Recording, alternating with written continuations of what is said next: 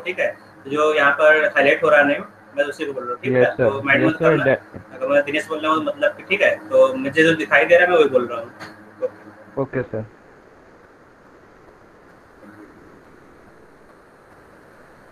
तो अगर किसी को डाउट है क्वेश्चन में तो उसे पूछ सकते। एक क्वेश्चन दिया गया था यहाँ पे इक्विवेलेंस वेट का, है ना, केमिकल इक्विवेलेंस का, ओटीपीपी है, दूसरा है टाइट्रेशन का, ठीक है।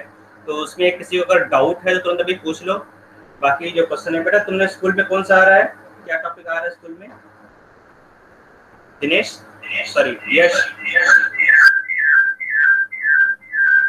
सर स्कूल में तो सिर्फ फर्स्ट चैप्टर हुआ है एनसीईआरटी का हमारे। ओके, तो फर्स्ट चैप्टर का टेस्ट होगा तुम्हारे स्कूल का, है ना? Yes sir. ठीक है, तो अभी यहाँ पर भी तो हो गया लगभग लगभग केवल जो केमिकल कॉम्बिनेशन जो बचा हुआ, लॉ ऑफ केमिकल कॉम्बिनेशन और सिग्निफिकेंट फिगर्स, ठीक है। तो ये आज का आई होप आज कंप्लीट हो जाए चैप्टर। उसके बाद हम लोग स्टार्ट करेंगे नेक्स्ट चैप्टर, एटॉमिक स्ट्रक्चर, ठीक है। तो एटॉमिक स्ट्रक्चर तुम लोग किसी किसी के स्कूल में स्टार्ट हुआ atomic structure? Yes sir, start हुआ था। ओके, तो एटॉमिक स्ट्रक्चर हम लोग स्टार्ट करेंगे, फिर उसके बाद केमिकल बॉन्डिंग वगैरह या फिर जो आगे के चैप्टर है उसको मैं पढ़ाऊंगा, ठीक है बेटा। बहुत आसान चैप्टर है एटॉमिक स्ट्रक्चर, ज़्यादा कुछ डिफिकल्ट है नहीं इसमें। तो पहले तो हम लोग देख लेते हैं बेटा, यहाँ पे इसको कंप्लीट कर लेते हैं। इसमें किसी डाउट है बेटा पूछ लो जल्दी से, है ना, जो डाउट है पूछते जाओ। 14 क्वेश्चन था बेटा, टाइट्रेशन का 14 क्वेश्चन और केमिकल इक्विवेलेंस का 14 क्वेश्चन। पूछो बेटा क्वेश्चन।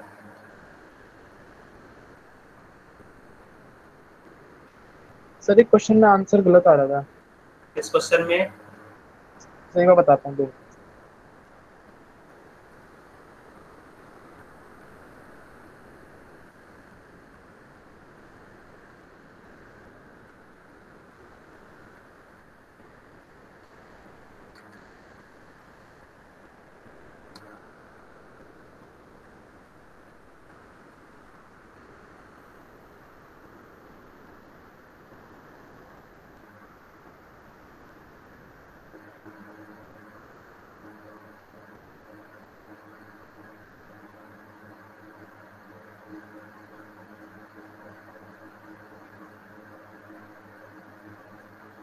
सर एक क्वेश्चन है डीपीपी के अंदर बेरियम क्लोराइड वाला।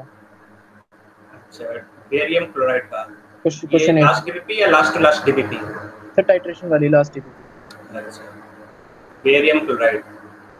तो क्वेश्चन नंबर, तो question number 8। Question number 8, okay, ये है बेटा, है ना। Yes sir. बाकी लोग भी देखो यहाँ पर, calculate the weight of barium chloride in gram needed for complete precipitation of barium sulphate from 13.5 ml of 0.1 molar H2SO4, ठीक है। तो यहाँ पर क्या हो रहा है बेटा, यहाँ पर जो कैलकुलेशन चल रहा है, यहाँ पर बेरियम क्लोराइड पूछ रहा है कितना बेरियम क्लोराइड चाहिए, बेरियम क्लोराइड, है ना। Calculate the weight of barium chloride needed for complete precipitation of barium sulphate. जब बेरियम क्लोराइड को H2SO4 से रिएक्ट कराओगे, है ना, H2SO4 से रिएक्ट कराओगे तो क्या बनेगा बेटा, बेरियम सल्फेट, यस सर। ठीक है। इसका मतलब यहाँ पर ए तुम्हारा हो गया बेरियम क्लोराइड, बी हो गया H2SO4। तो ए और बी के बीच में तुम रिएक्शन करा रहे हो, टाइट्रेशन करा रहे हो। इट मींस मिली इक्विवेलेंस और equivalence of barium chloride is equal to equivalence of H2SO4, ठीक है। तो हम लोग यहाँ लगा सकते हैं, इसका मतलब milli equivalence of barium chloride is equal to milli equivalence of H2SO4। तो H2SO4 के बारे में सब कुछ दिया गया है, और मिली यहाँ पे पूछ रहा है बेटा बेरियम सल्फेट के बारे में ना, बेरियम सल्फेट, ठीक है। Calculate the weight of barium chloride, sorry barium chloride का वेट पूछ रहा है, यहाँ पर ए के बारे में पूछ रहा है, और H2SO4 दिया गया है। तो अब इसका वेट पूछ रहा है ना। तो वेट पे नंबर ऑफ मोल्स होता है, so number of moles of barium chloride multiplied by n factor of barium chloride is equal to, ठीक है, इक्विवेलेंस ऑफ H2SO4। तो इक्विवेलेंस ऑफ H2SO4 क्या होगा बेटा, N1V1, है ना, या फिर N2V2 कर सकते हैं यहाँ पर। तो number of moles multiplied by barium chloride का n factor is equal to n factor of H2SO4 multiplied by molarity of H2SO4 multiplied by volume of H2SO4, ठीक है। Yes sir. ये होता है, तो इसमें सब वैल्यू रख दोगे। अब यहाँ पे बेटा जो बेरियम क्लोराइड है ये सॉल्ट है ना। तो अब इस यस सॉल्ट का n फैक्टर कितना होगा, 2 होगा, तो जितना चार्ज होता है वही तो होगा बेटा n फैक्टर। तो बेरियम Yes. क्लोराइड मतलब बेरियम के ऊपर 2 पॉजिटिव चार्ज, तो n बेरियम का हो जाएगा 2। तो number of moles multiplied by 2 is equal to n factor of H2SO4 2 होता है ना बेटा, मालूम तुम लोगों को n फैक्टर 2 होगा, multiplied by molarity of H2SO4 is given, कितना दिया गया है 0.1 molar, multiplied by volume, volume is also given that is 30.5 ml, thermal में दिया गया है, इसको लीटर में कन्वर्ट कर दो 0.0305, ठीक है, तो लीटर में कन्वर्ट करके वॉल्यूम को रख दिया, तो अब नंबर ऑफ मोल्स आ जाएगा, so number of moles is equal to, है ना, तो 2 से 2 कैंसिल हो गया, तो ये हो जाएगा 0.1 मल्टीप्लाइड बाय 0.0305, ठीक है। तो नंबर ऑफ मोल्स, अगर तुम्हें मास चाहिए तो mass is equal to number of moles multiplied by molecular weight, ठीक है, तो मॉलिक्यूलर वेट से अगर मल्टीप्लाइड कर दोगे क्या आ जाएगा बेटा, यहाँ पर उसका मास आ जाएगा बेरियम क्लोराइड का, so mass of barium chloride W is equal to number of moles 0.00305 multiplied by molecular weight of barium chloride, तो बेरियम का मॉलिक्यूलर वेट कितना हो रहा है, molecular weight of barium chloride से नहीं निकाला, तुमने तो निकाला ही होगा, किया है तो लिखा भी है यहाँ पर ना, Yes. तो 137.32 इसको लिख दोगे यहाँ पर, तो 137.32, ठीक है, इसको मल्टीप्लाई कर दोगे, तो मल्टीप्लाई करने पर तुम्हारा आंसर जाएगा 0.00305 मल्टीप्लाइड बाई 137.32, ठीक है, तो करोगे तो आंसर आ जाएगा, अरे आंसर तो गलत आ रहा है ना बेटा। सो बेरियम क्लोराइड का वेट लेंगे। अच्छा, यहाँ पर बेरियम क्लोराइड, यहाँ बेरियम का दिया गया है, यहाँ क्लोराइड मिस हो गया है ना, तो बेरियम क्लोराइड, तो बेरियम क्लोराइड यहाँ रखोगे तो क्लोरीन का होगा 35.5 मल्टीप्लाइड बाई 2, ठीक है, मल्टीप्लाइड बाई 2,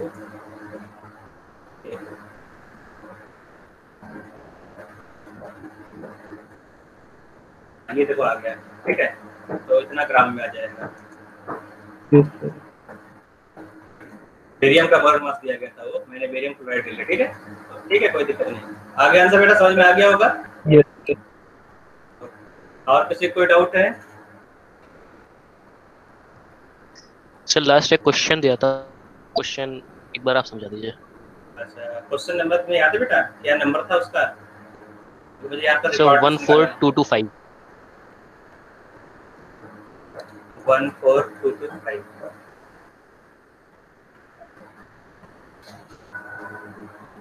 ये क्वेश्चन था बेटा।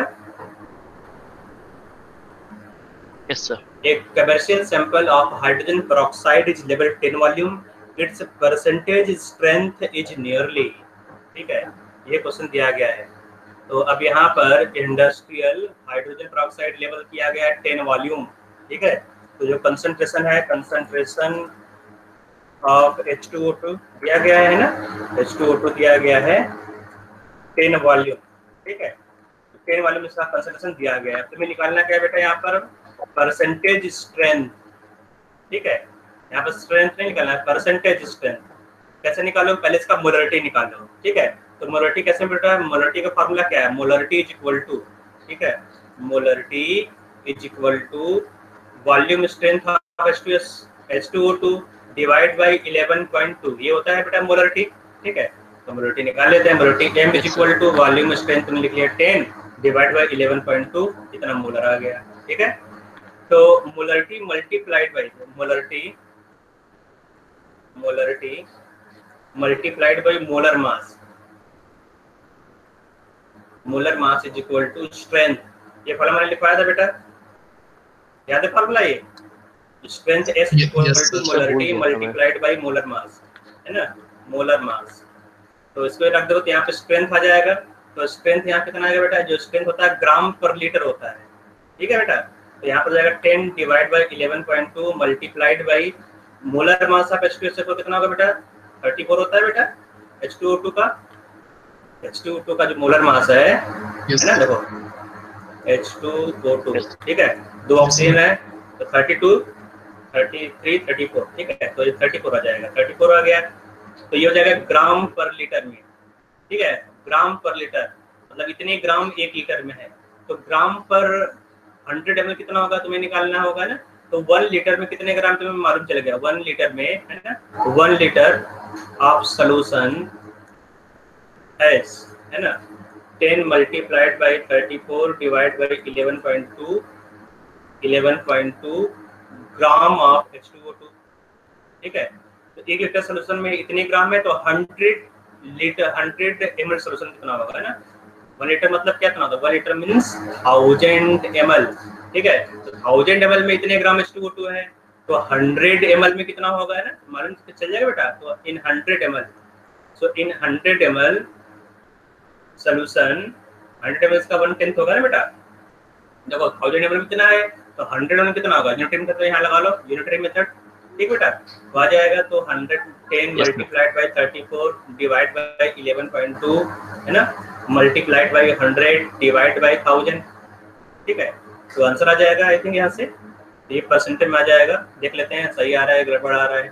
तो हो जाएगा यहाँ पर 10 से 10 divide 34 multiplied by 10 divide by भी 10 होगा, ठीक है, डिवाइड बाई 10 डिवाइड बाई 11.2, तो 3.03, तो अप्रॉक्सीमेटली आ गया आंसर, है ना बेटा। तो अगर डेसिमल हटा दो यहाँ पर तो आंसर आ जाएगा तुम्हारा, ठीक बेटा। तो आंसर आ जाएगा सेकंड पार्ट। सर ने 100 ml का क्यों निकाला? तो सर मिलीलीटर में तो कन्वर्ट बेटा करके यहाँ देखो बेटा, निकाल लेती।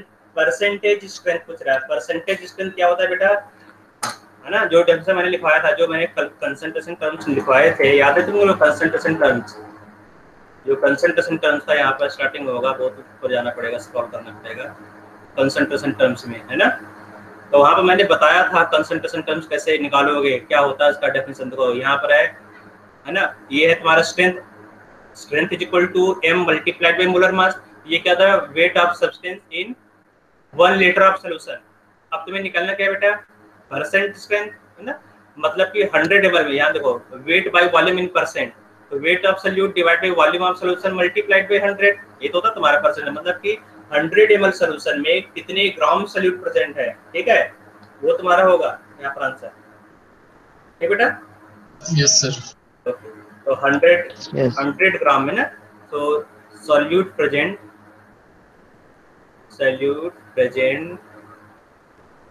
इन 100 ग्राम ऑफ सॉल्यूशन, ठीक है। तो 100 ग्राम सॉल्यूशन में जो सॉल्यूट प्रेजेंट होगा उसे तुम क्या बोलोगे, परसेंट स्ट्रेंथ, ठीक है, ओके।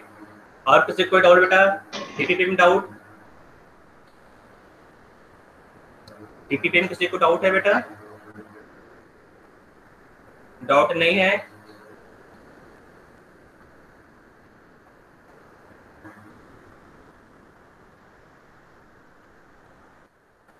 ओके। तो आगे बढ़ते हैं बेटा, नेक्स्ट टॉपिक जो है, जो टॉपिक है यहाँ पर हम लोग उसको आगे देख लेते हैं, ठीक है। तो हम लोगों को आज पढ़ना है मैटर, ठीक है। तो मैटर क्या होता है, तो मैटर तुम्हें मालूम है बेटा, the substance which occupies space and has mass are known as matter. एक दूसरा डेफिनेशन भी तुमने एनसीईआरटी में पढ़ा होगा मैटर का, है ना बेटा। सर हाँ बेटा बोलो। सर टेस्ट में क्या आएगा? टेस्ट में तुम्हारा आएगा law of chemical equivalents, titration, ठीक है, law of chemical equivalents and titration. तो ये जो डीपीपी दोनों है ना बेटा, बहुत इंपॉर्टेंट है, तुमको कर लेना चाहिए था, ठीक है। तो डाउट तुमने क्लियर किया नहीं, तो टेस्ट में कैसे करोगे, तुमने डाउट क्लियर करोगे तभी टेस्ट में कर पाओगे, परफॉर्म कर पाओगे बेटा। तो ये पहले केमिकल इक्विवेलेंट्स का कर लिया है? Yes sir. ओके, और टाइट्रेशन तुम्हें करना होगा, कुछ लोगों ने नहीं किया टाइट्रेशन का, वो लोग भी कर लेंगे बेटा, है ना। डीपीपी करने के बाद तुम उसको ट्राई कर पाओगे टेस्ट में, है ना, तो नहीं तो हो नहीं पाएगा टेस्ट में।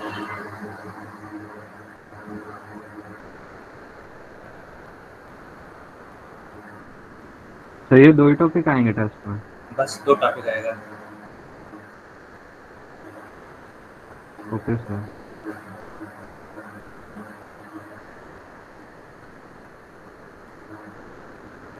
और किसी कोई डाउट है बेटा? सर एक चीज पूछनी थी। पूछो। सर Cu2s का n फैक्टर कितना होता है? Cu2s का yes sir. n factor of Cu2s। तो अब बेटा जो Cu2s है, तुम यहाँ पर नहीं बोलते Cu2s का n फैक्टर क्या होगा, इसके लिए जरूरी है तुमको दिया गया है इसका इक्वेशन, ठीक है। जहां पर भी C/2S का फैक्टर पूछा गया होगा वहां पे इसका इक्वेशन जरूर दिया गया होगा।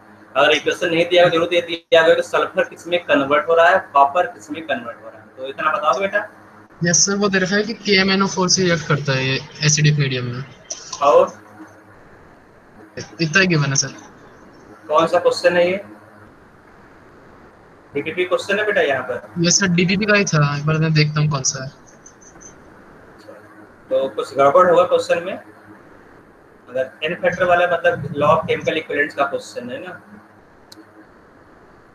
इससे को मालूम बेटा कौन सा क्वेश्चन है इसने भी सॉल्व किया है? सिर्फ मैं ढूंढ रहा था। ढूंढो बेटा, ढूंढो के बताओ तब तक, है ना।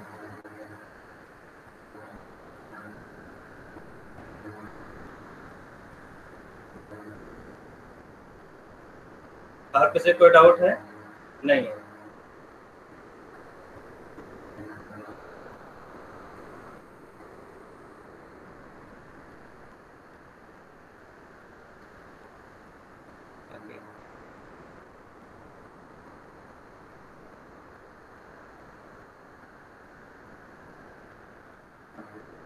तो बेटा मैटर क्या होता है? Anything that exhibit inertia is known as matter. The quantity of matter is mass, for example chalk table. ये क्लास 9 का चीजें बेटा है ना, इसको मैं थोड़ा सा क्विकली रिव्यू कर दूंगा, तुम लोगों को मालूम चल जाएगा बेटा। तुम लोगों ने क्लास 9 में पढ़ा है ना बेटा मैटर क्या होता है, पूरा इस तरह से जो फ्लो चार्ट था वो भी बनाया गया था क्लास 9 में, है ना।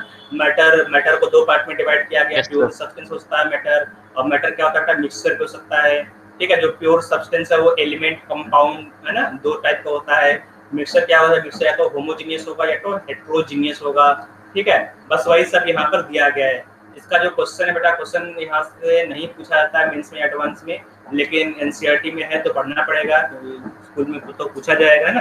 तो क्लासिफिकेशन ऑफ मैटर, तो मैटर को कैसे क्लासिफाई किया गया है पूरा फ्लो चार्ट मैंने बना दिया यहाँ पर, है ना। तो इसमें जो मैटर है, मैटर एलिमेंट होगा, कंपाउंड होगा, मिक्सचर होगा, ठीक है। जो मैटर है एलिमेंट, कंपाउंड और मिक्सचर। तो एलिमेंट क्या होता है बेटा, है ना। तो एलिमेंट में मालूम है कि primary stuff present in all the substance are known as element, which smallest unit is known as atom. Total 120 है ना, 112 elements are known till date. तो ये सब तुम्हें मालूम होगा पहले से, ठीक है। तो कितने मेटल्स है, 88 मेटल्स है, 18 नॉन मेटल और 6 मेटलाइट्स है बेटा। सर 18 फाइव है ना सर, ये लिखा हुआ, ये तुम्हारे एनसीईआरटी डेटा है पूरा, ठीक है। जो एनसीईआरटी डेटा बस वही पढ़ना है, मेरे को बाहर से कुछ नहीं देखना है, क्योंकि जो क्वेश्चन पूछेगा एनसीईआरटी से पूछेगा। तो यह मत सोचना नेट पर ढूंढ कर जो भी आर्टिफिशियल एलिमेंट उसको भी ढूंढ कर उसमें लिख लें, ठीक बेटा। तो टोटल 112 दिया गया है, तो 112 मतलब 118 होते हैं, तुम्हें मालूम है 118 होते हैं पीरियोडिक टेबल में, लेकिन बाकी सब क्या आर्टिफिशियल है ना, इसलिए वो एनसीईआरटी में नहीं दिया गया है, ठीक है। तो आगे चल देते हैं यहाँ पर compounds. The non-elemental pure substance is called compound. Compound कैसे मतलब बेटा, एलिमेंट कॉम्बिनेशन से है ना, अलग अलग एलिमेंट अगर कंबाइन होगा तो कंपाउंड बन जाएगा। मिक्सचर क्या होता है, a mixture are aggregated up to or more non type of pure है ना, one type of pure substance whose chemical identity remain maintained even in mixture. Their constituent ratio may vary unlike compound. For example sugar तुमने water में घोल लिया तो क्या बन जाएगा, शुगर सिरप। तो जो मिक्सचर है, मिक्सचर 2 टाइप होता है, homogeneous mixture and heterogeneous mixture. तो होमोजेनियस मिक्सचर क्या होता है बेटा, homogeneous mixtures are those which composition of each part remain constant, for example aqueous and gaseous solution. Heterogeneous क्या होगा, आर दोज कंपाउंड कंपोजिशन में वेरी और each and every part, for example soil concrete mixture, ठीक है। तो ये तुम्हारा पूरा का पूरा मैटर, इसको नोट कर लो बेटा, इसको नोट कर लो, वैसे एनसीईआरटी में भी दिया गया है, इसका स्क्रीनशॉट ले लो सर। हाँ बेटा, तो बेटा सर ले लिया सर क्वेश्चन मिल गया वाला। अच्छा सर ये वाला क्वेश्चन मॉड्यूल में से है एक्चुअली। अच्छा मॉड्यूल का क्वेश्चन है। यस सर, क्वेश्चन उसमें कुछ गड़बड़ नहीं बोलना, नहीं मॉड्यूल में ओपन कर देना, पेज नंबर बता देना मुझे। पेज नंबर बताओ, एक मिनट, मॉड्यूल का है ना,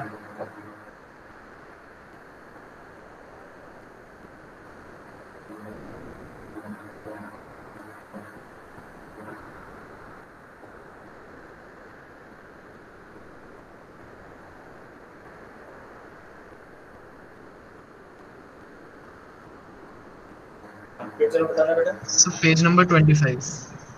page number 25।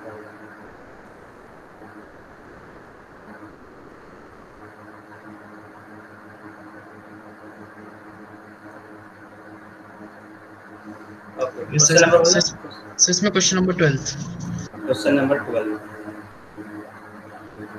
Okay, question number 12 है इन acidic medium moulds of KMnO5। Okay, तो ये क्वेश्चन थोड़ा सा गड़बड़ है बेटा, है ना। मैं यहाँ पर देना पड़ेगा कि जो Cu2S है वो किसमें कन्वर्ट हो रहा है। तो यहाँ पर कुछ हिडन चीजें हैं जो यहाँ पर प्रिंट नहीं हुआ है, ठीक है। याद रखो बेटा, जब कहीं पर भी Cu2S लिखा हो गया या फिर उस तरह से लिखा हो गया तो वहाँ पर रिएक्शन देना जरूरी है। बिना रिएक्शन तुम बता नहीं पाओगे Cu2S का N फैक्टर कितना होगा, ठीक है। तो ये नंबर क्वेश्चन दिया गया तो पहले से हम बता देते तुमको कि Cu2S किसमें कन्वर्ट हो सकता है। जैसे Cu2S तुमने ले लिया है ना, तो Cu2S यहाँ पर जो कॉपर है, कॉपर में मालूम है कॉपर यहाँ +1 स्टेट में, ठीक है, और यहाँ पर सल्फर -1 स्टेट में है, ठीक है बेटा। तो सॉरी -2, सल्फर यहाँ पर -2 में है, तो कॉपर +1 में, सल्फर -2 में। तो अब कॉपर क्या होगा, कॉपर यहाँ पर कॉपर रिएक्शन करने वाला बेटा, यहाँ पर जो KMnO4 है, KMnO4 है ना, KMnO4 ऑक्सीडाइजिंग एजेंट है, इसको ऑक्सीडाइज कर देगा। जब ऑक्सीडाइज होगा तो कॉपर +2 में चला जाएगा, सल्फर को ऑक्सीडाइज कर रहा है तो सल्फर यहाँ पे बेटा एलिमेंटल सल्फर में भी जा सकता है, ठीक है। सल्फर का -2 से 0 ऑक्सीडेशन हुआ सल्फर का है ना, सल्फर यहाँ पर SO2 में जा सकता है, ठीक है। तो ऑक्सीडेशन स्टेट कितना है सल्फर का, सल्फर का यहाँ ऑक्सीडेशन स्टेट +4 है, मतलब ये भी ऑक्सीडाइज हुआ। सल्फर यहाँ पर SO3 में भी कन्वर्ट हो सकता है, यहाँ पर ऑक्सीडेशन स्टेट कितना है +6, ठीक है। तो अब किसमें गया ये नहीं मालूम, तो मोस्ट प्रोबेबली यहाँ पर दिया गया होगा SO2, तो मैं SO2 अज्यूम करके कर देता हूँ, यहाँ निकाल लेता हूँ। तो Cu2S है ना, तो Cu2S gives Cu2 plus SO2 sulphur dioxide. तो यहाँ पर जो सल्फर है +4 में चला जाएगा, कॉपर +1 से +2 में जा रहा है, तो कॉपर में जो चेंज आ रहा है बेटा 2 यूनिट का, 2 कॉपर है ना, तो 2 यूनिट का चेंज होगा। सल्फर बेटा, सल्फर -2 से +4 में जा रहा है, एक सल्फर है तो 6 का चेंज होगा। तो N फैक्टर Cu2S का यहाँ पे पहुंच जाएगा 6, ठीक है। तो N फैक्टर यहाँ पर 6 हो जाएगा क्वेश्चन नंबर 12 में। तो in acidic medium KMnO4 are required, है ना, तो ऑक्सीडाइज सर फिर तो हो ही जाएगा, ठीक है। Okay sir. तो अब यहाँ पे तुम्हें मालूम नहीं, अब यहाँ पे डिपेंड करे क्वेश्चन क्या है, यहाँ पर 1.2 वाला है या फिर है ना 1.6 वाला है या फिर 2.4 वाला, क्योंकि यहाँ पर जो सल्फर पे मालूम है ना, तो तुम्हें उस तरफ फिट करके देखना पड़ेगा, जो आंसर मैच करेगा वही होगा SO2, ठीक है, SO2 या SO3। Okay sir.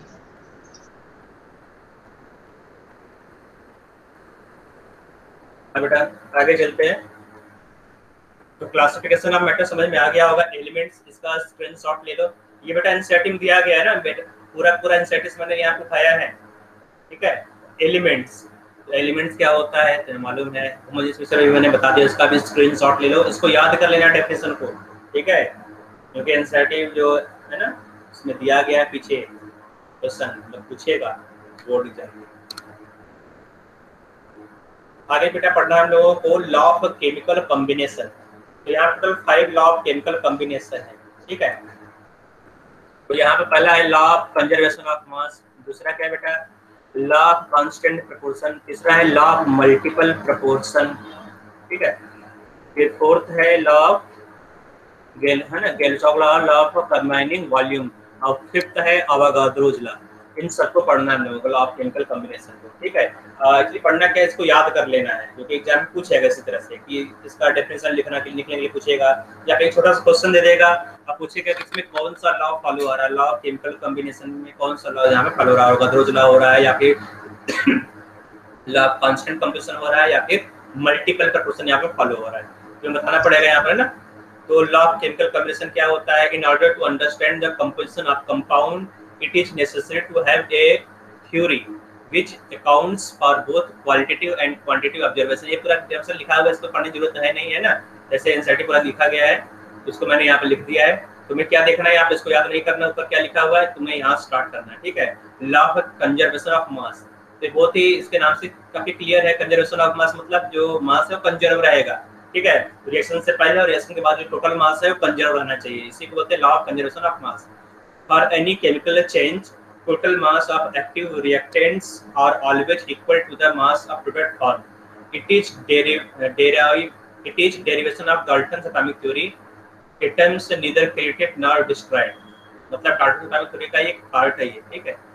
तो total mass of reactant is equal to total mass of product plus mass of unreacted reactants। तो इसको नोट कर लो। इस पर एक क्वेश्चन छोटा सा हम लोग कर लेते हैं।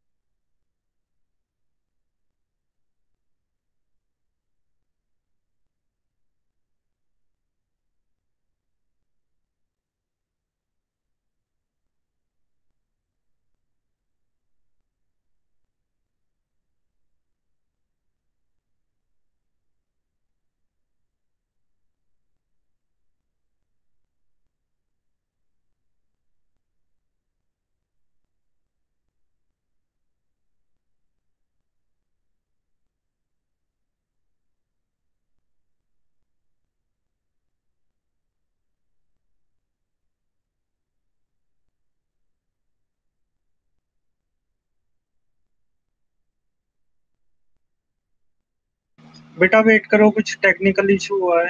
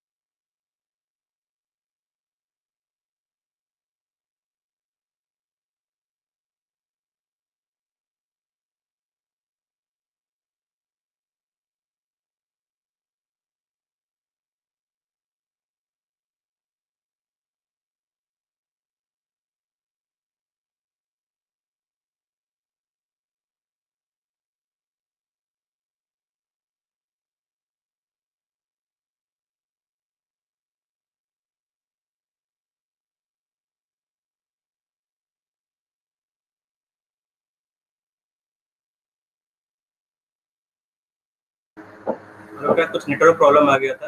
अब तो आवाज आ रही है ना पूरा? Hello. Yes sir. Yes sir.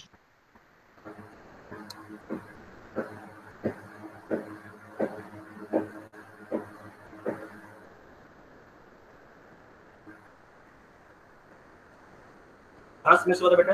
कहाँ से कनेक्शन ब्रेक हुआ था? Sir law of conservation of mass. Okay, तो law of conservation of mass में मालूम है। लॉ ऑफ कंजर्वेशन क्या होगा बेटा कि रिएक्शन से पहले और रिएक्शन के बाद जो मास है वो कांस्टेंट होना चाहिए, ठीक है। जो टोटल मास है, मास को ना तुम क्रिएट कर पाओगे ना तो डिस्ट्रॉय कर पाओगे। मतलब जो मास है वो कंजर्व रहना चाहिए। ये लॉ ऑफ केमिकल कंजर्वेशन है और ये डाल्टन्स एटॉमिक थ्योरी का एक पार्ट है, ठीक है। तो इसमें एक क्वेश्चन कर लेते हैं। ये तुमने पढ़ा बेटा क्लास 9th में? बिल्कुल वही है जो क्लास 9th में था, वही है बेटा यहाँ पर, ठीक है। तो देख लेते हैं यहाँ पे क्वेश्चन को। क्वेश्चन यहाँ दिया गया है, how much mass of silver nitrate will react with 5.85 gram of sodium chloride to produce 14.35 gram of silver chloride and 8.5 gram of sodium nitrite if law of conservation of mass is followed। तो यहाँ पे law of conservation of mass follow हो रहा है ना। तो तुम्हें यहाँ देखना पड़ेगा क्या क्या रिएक्ट कर रहा है, क्या प्रोडक्ट बन रहा है। यहाँ पूछ रहा है how much mass of silver nitrate. तो सिल्वर नाइट्रेट ठीक है, रिएक्ट मतलब एक सिल्वर नाइट्रेट रिएक्ट करेगा, किससे रिएक्ट कर रहा है बेटा? रिएक्ट कर रहा है सोडियम क्लोराइड से, ठीक है। सोडियम क्लोराइड सोडियम क्लोराइड, है ना। इन दोनों से रिएक्ट करके ये बनाएगा क्या, जब ये रिएक्ट कर लेगा तो क्या बना रहा है यहाँ पर, sodium silver chloride, silver chloride यहाँ बनेगा। मैं यहाँ पर फॉर्मूला लिख दे रहा हूँ सिल्वर क्लोराइड, यहाँ फॉर्मूला लिखने की कोई जरूरत नहीं है, silver chloride plus sodium nitrate, ठीक है। तो NaNO3 सोडियम नाइट्रेट होता है। तो यहाँ फॉर्मूला लिखने की जरूरत नहीं है, तुम यहाँ पर केवल स्टेटमेंट लिखोगे। तो सोडियम नाइट्रेट और सोडियम क्लोराइड तुम्हारा रिएक्टेंट है ना, और सिल्वर क्लोराइड और सिल्वर सोडियम नाइट्रेट तुम्हारा प्रोडक्ट है। तो रिएक्शन से पहले जो टोटल मास है W1, रिएक्शन के बाद जो टोटल मास है W2 है। तो लॉ ऑफ कंजर्वेशन क्या बोलता है बेटा, W1 must be equal to W2, ठीक है, ये होना चाहिए। तो इसको रख लेते हैं। तो W1 में क्या है बेटा, यहाँ पर सिल्वर नाइट्रेट है, सिल्वर नाइट्रेट का मास दिया गया 5.85 ग्राम, ठीक है। सोडियम क्लोराइड, सोडियम क्लोराइड दिया गया 14.35 ग्राम, ठीक है। सिल्वर क्लोराइड, सिल्वर क्लोराइड कितना बनना है बेटा, हाउ मच सिल्वर नाइट्रेट, बेटा ये नहीं दिया गया जो दिया गया बेटा उसको लिखोगे यहाँ पर, है ना। क्वेश्चन को देख लोगे क्या क्या दिया गया है।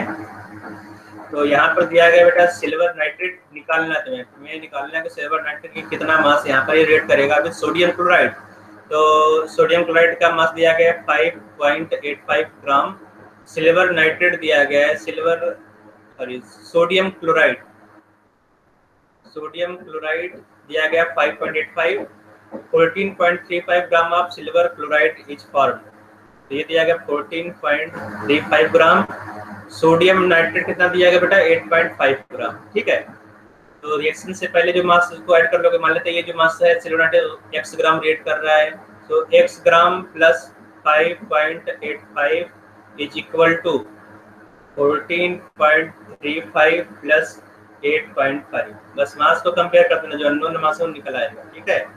तो 17 ग्राम आ रहा है। तो रिएक्शन से पहले ये मास है, रिएक्शन के बाद ये मास है ना, टोटल मास में निकालना है। तो x में निकालना होगा, यहाँ पर x निकाल लोगे, ठीक है। तो निकाल देते हैं यहाँ पर। तो ये है 14.35 प्लस 8.5 माइनस 5.85, ठीक है। तो तुम्हारा आंसर हो जाएगा 17। लिख लोगे तुम्हारा आंसर कितना जाएगा, 17 ग्राम, ठीक है। इस तरह से सिंपल सा क्वेश्चन आएगा, बहुत ही बेसिक क्वेश्चन आता है यहाँ से, ज्यादा डिफिकल्ट नहीं होता। पूछे बेटा कोई क्वेश्चन है तो नहीं है, तो आगे चलते हैं। पहला हो गया law of conservation of mass, second है law of constant composition. Law of constant composition को ही बोलते हैं लॉ ऑफ डेफिनिट प्रोपोर्शन, ठीक है। तो लॉ ऑफ डेफिनिट प्रोपोर्शन होता क्या है, तो एक chemical compound always contains same element in definite proportion by mass and it does not depends on the source of compound, ठीक है।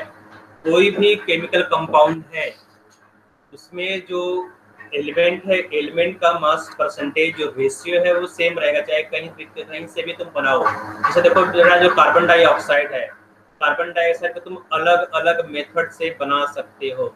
तो यहाँ पर कार्बन डाइऑक्साइड को प्रिपेयर करने के लिए यहाँ पर 4 मेथड है, नंबर 1, नंबर 2, नंबर 3, 4, है ना। तो चारों से तुम क्या बना रहे हो, carbon dioxide, carbon dioxide, carbon dioxide, carbon dioxide. तो हर एक जगह पर बन के आ रहा है कार्बन डाइऑक्साइड। तो कार्बन डाइऑक्साइड का जो केमिकल कंपोजिशन है वो हर जगह पर सेम रहेगा, चाहे तुम किसी भी मेथड से बनाओ।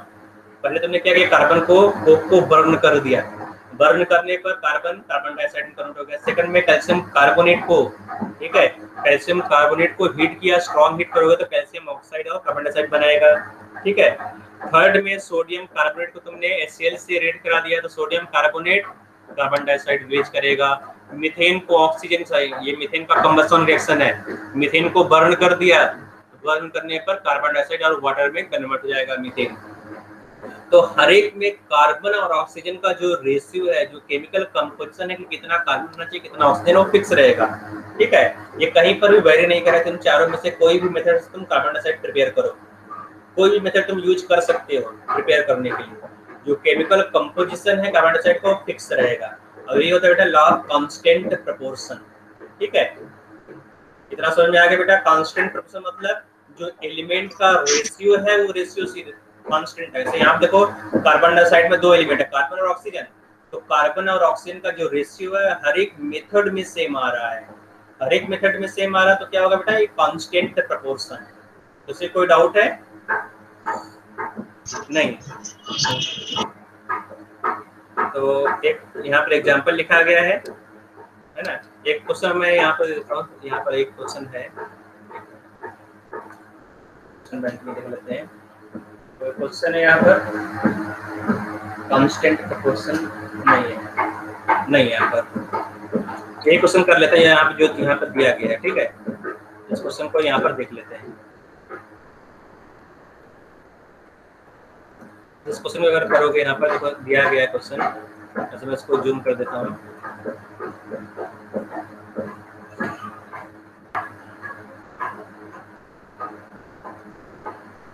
ठीक है, दिख रहा होगा क्वेश्चन सबको? क्वेश्चन दिया गया 2.8 ग्राम of calcium chloride, 2.8 gram of calcium chloride CO prepared by heating limestone were found to contain 0.8 gram of oxygen.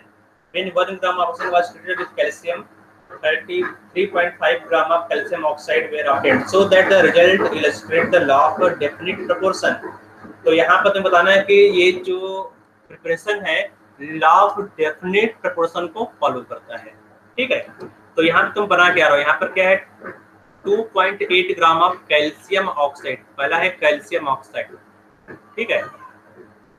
इसको तुम कैसे बना रहे हो? मेथड 1 से तुमने लाइमस्टोन है ना, बाय हीटिंग लाइमस्टोन तुमने हीट करके कैल्शियम ऑक्साइड को बनाया, ठीक है? रिएक्शन होगा यहाँ पर CaCO3 gives CaO plus CO2, है ना? तो 2.8 ग्राम कैल्शियम ऑक्साइड, 2.8 ग्राम ये, ठीक है? 2.8 ग्राम calcium oxide prepared by heating limestone were found to contain 0.8 gram of oxygen, ठीक है? तो यहाँ पर कितना है बेटा? 0.8 ग्राम ऑक्सीजन, 2.8 में 0.8 ग्राम ऑक्सीजन है कैल्शियम ऑक्साइड में, ठीक है? When 1 gram of oxygen was treated, 1 gram oxygen was treated with calcium, तो अब तुमने क्या किया? कैल्शियम को ऑक्सीजन से रिएक्ट करा रहे हो, ठीक है? Calcium when 1 gram of calcium oxygen reacts with calcium, ठीक है? तो यहाँ पे क्या हो रहा है बेटा? नेक्स्ट स्टेप में यहाँ पर हो रहा है when 1 gram oxygen was treated with calcium, तो हटा देते हैं।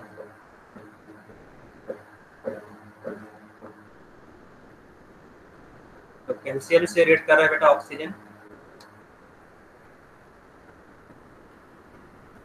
ऑक्सीजन ये क्या बनाएगा यहाँ पर? कैल्शियम ऑक्साइड, ठीक है? 3.5 gram of calcium oxide were obtained, यहाँ पर कितना बन रहा है? 3.5 ग्राम कैल्शियम ऑक्साइड, और व्हेन 1 ग्राम ऑफ ऑक्सीजन, तो यहाँ पर 1 ग्राम ऑक्सीजन तुमने लिया, 3.5 ग्राम कैल्शियम ऑक्साइड प्रिपेयर हो रहा है। अब देखो बेटा यहाँ पर जो इन्फॉर्मेशन मिल रहा है उसको लिख रहा हूँ। तो जो मेथड नंबर 1 से कैल्शियम ऑक्साइड मिल रहा है, मेथड नंबर 1 में कैल्शियम ऑक्साइड का मास कितना है? 2.8, और इसमें ऑक्सीजन कितना है बेटा? ऑक्सीजन यहाँ पर 0.8 ग्राम, ठीक है? मेथड नंबर 2 में जो कैल्शियम ऑक्साइड बन रहा है इसमें ऑक्सीजन कितना है? 1 ग्राम, और कैल्शियम ऑक्साइड कितना बना है बेटा? 3.5 ग्राम, ठीक है? तो अब यहाँ पर दो एलिमेंट, एक है कैल्शियम, दूसरा ऑक्सीजन। तो कोई भी मेथड लो बेटा, हर एक मेथड में कैल्शियम ऑक्सीजन का जो रेशियो है, मास रेशियो कांस्टेंट होना चाहिए, ठीक है?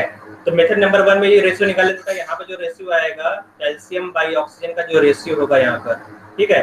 तो यहाँ पर रेशियो होगा 2 डिवाइड बाई 0.8, है ना बेटा? तो जो टोटल मास है कैल्शियम ऑक्साइड का वो दिया गया है, ठीक है? टोटल मास कितना? 2.8, 2.8 में से 0.8 ग्राम ऑक्सीजन है, so remaining will be calcium, है ना? So 2 divided by 0.8 that is calcium divided by oxygen mass ratio। तो यहाँ पर भी तुम ये मास रेशियो निकालोगे, है ना? तो 3.5 minus 1, तो कैल्शियम का मास कितना हो जाएगा बेटा? 2.5, ठीक है? 2.5 डिवाइड बाय ऑक्सीजन, ऑक्सीजन का मास है यहाँ पर 1 ग्राम, ठीक है? तो ये रेशियो हर जगह पर आना चाहिए, ट्रू होना चाहिए। तो अब देख लेते हैं नंबर 1 में जो रेशियो कितना आ रहा है यहाँ पर, ठीक है? 2 डिवाइड बाई 0.8, 2 डिवाइड बाई 0.8, ठीक है, तो कितना 2.5, और यहाँ पर भी कितना है 2.5 डिवाइड बाई 1, तो ऑब्वियसली यहाँ पर 2.5 आएगा, है ना। तो देखो बेटा जो कैल्शियम ऑक्सीजन का रेशियो है दोनों ही मेथड में, चाहे तो मेथड 1 से तुम प्रिपेयर करो, मेथड 1 में तुमने क्या किया, लाइमस्टोन को हीट कर दिया, ठीक है। मेथड 2 में तुमने क्या किया, कैल्शियम को ऑक्सीजन से रिएक्ट करा रहे हो। दोनों ही मेथड में कैल्शियम और ऑक्सीजन का मास रेशियो फिक्स है, ठीक है। इसका मतलब ये कांस्टेंट प्रोपोर्शन को, लॉ ऑफ कांस्टेंट प्रोपोर्शन या डेफिनेट प्रोपोर्शन को फॉलो कर रहा है। उसको तुम्हें लिख कर स्टेटमेंट वाइज इस तरह से दिखाना पड़ेगा, ये कैलकुलेशन में तुम्हें दिखाना पड़ेगा। तुम्हें दिखाना पड़ेगा कि ratio of calcium to oxygen in method 1 is 2.5 and ratio of calcium to oxygen is again 2.5 in method 2, hence it follows the law of definite proportion, ठीक बेटा। सर एक बार और समझा दो, नेटवर्क कनेक्शन थोड़ा स्लो चल रहा था। ओके, फिर से आ जाओ बेटा, फिर से देख लो, दोबारा देख लो। तुमने यहाँ पर कैल्शियम ऑक्साइड बनाया है, दिख रहा है कैल्शियम ऑक्साइड, सबको दिख रहा होगा कैल्शियम ऑक्साइड, है ना। तो जो कैल्शियम ऑक्साइड है दो मेथड से बना रहे हो, मेथड नंबर 1, है ना। मेथड नंबर 1 में क्या हो रहा है कि कैल्शियम कार्बोनेट को तुमने बर्न किया, मेथड नंबर 2 में कैल्शियम को तुमने डायरेक्ट ऑक्सीजन से रिएक्ट करा दिया, यहाँ पे देखो, ठीक है। तो दो मेथड से तुम कैल्शियम ऑक्साइड बना रहे हो। तो लॉ ऑफ डेफिनेट प्रोपोर्शन क्या बताया बेटा, तुम किसी भी मेथड से कंपाउंड बनाओ, ठीक है, किसी भी मेथड से तुम कैल्शियम ऑक्साइड बनाओ, यहाँ पर जो एलिमेंट का रेशियो है वो फिक्स होना चाहिए, ठीक है। कैल्शियम बाई ऑक्सीजन का जो रेशियो है किसी मेथड में वो फिक्स होना चाहिए। तुमने यहाँ पर मेथड नंबर 1 से बनाया बेटा, यहाँ पर मेथड नंबर 2 से बनाया, दोनों में कैल्शियम बाई ऑक्सीजन का जो रेशियो वो फिक्स होना चाहिए। तो फर्स्ट में जो कैल्शियम है बेटा, जो CaO है, इसमें कैल्शियम कितना होगा, अगर CaO का मास 2.8 ग्राम है और इसमें 0.8 ग्राम ऑक्सीजन है, तो मास ऑफ कैल्शियम कितना होगा, 2.8 माइनस 0.8 दैट इज 2, ठीक है। मास ऑफ ऑक्सीजन कितना है बेटा, 0.8, ठीक है। इस तरह मेथड नंबर 2 में जो कैल्शियम ऑक्साइड बन रहा है 3.5 ग्राम बन रहा है, देखो यहाँ पर 3.5 ग्राम कैल्शियम ऑक्साइड बन रहा है, और इसमें ऑक्सीजन कितना है बेटा, ऑक्सीजन यहाँ पर दिया गया है 0.1 ग्राम, तो 3.5 minus 0.1 is equal to 2.5 gram of calcium. तो कैल्शियम यहाँ कितना है बेटा, 2.5 ग्राम कैल्शियम होगा, ठीक है। ऑक्सीजन कितना, 1 ग्राम। तो दोनों में जो रेशियो आ रहा है बेटा 2.5 यहाँ पर भी है मेथड नंबर 1 में, मेथड नंबर 2 में भी 2.5 आ रहा है। इसका मतलब जो मास रेशियो है, तो किसी भी मेथड से कैल्शियम ऑक्साइड बनाओ, मास रेशियो फिक्स आ रहा है दोनों ही मेथड में, ठीक है। मेथड नंबर 1 में भी 2.5 है मास रेशियो, मेथड नंबर 2 में भी मास रेशियो कितना है बेटा, 2.5। इसका मतलब ये जो कंपाउंड है लॉ ऑफ डेफिनेट प्रोपोर्शन को फॉलो कर रहा है, ठीक है। तो इसको लिखोगे कैसे बेटा, एग्जाम में लिखोगे कैसे, एग्जाम में तुम्हें ये टेबल इस तरह चार्ट बनाना पड़ेगा, है ना। उसमें कैल्शियम ऑक्सीजन का मास रेशियो लिखना पड़ेगा यहाँ पर, और ये स्टेटमेंट यहाँ लिखना पड़ेगा, ठीक है। स्टूडेंट क्या लिखोगे बेटा, since mass ratio of calcium to oxygen is always constant in method 1 or method 2, hence calcium oxide follows the law of definite proportion, ठीक है। ये लास्ट में लिखो, ठीक बेटा, हो गया। Yes sir, thanks. Yes sir. आगे चलते हैं, आगे है बेटा लॉ ऑफ मल्टीपल प्रोपोर्शन। ये बेटा लॉ ऑफ डेफिनेट प्रोपोर्शन था, अब लॉ ऑफ मल्टीपल प्रोपोर्शन। याद रखना बेटा ये दोनों थोड़ा कंफ्यूजिंग है ना, इसको बार बार में एग्जाम में जब भी जाओ तो एक बार इसको देखकर जरूर जाना, ठीक है, क्योंकि ये मिक्स हो जाता है। कभी जो लॉ ऑफ डेफिनेट प्रोपोर्शन है लॉ ऑफ मल्टीपल प्रोपोर्शन से मिक्स हो जाता है, दोनों इंसर्टिव में है, ठीक है। और दोनों में लगभग बेटा मास रेशियो को ही एक्सप्लेन करना होता है यहाँ पर। अब यहाँ पे देखो, when two element combine to form 2 or more than two different compounds, then the different masses of one element B which combine with fixed mass of the other element bear a simple ratio to one another। तो अब ये तो statement हो गया, इसका मतलब क्या है इस एग्जांपल से देखेंगे। देखो बेटा यहाँ पर तुमने दो एलिमेंट लिया, जो पहला एलिमेंट है वो है कार्बन, ठीक है, दूसरा एलिमेंट क्या है बेटा, ऑक्सीजन। कार्बन और ऑक्सीजन को मिक्स करके तुमने यहाँ पर दो कंपाउंड बनाया, पहला कंपाउंड है CO, दूसरा कंपाउंड क्या है बेटा, CO2, ठीक है। तो अब यहाँ पर जो कार्बन है, कार्बन का मास तुमने फिक्स कर दिया 12 ग्राम 12 ग्राम, ठीक है।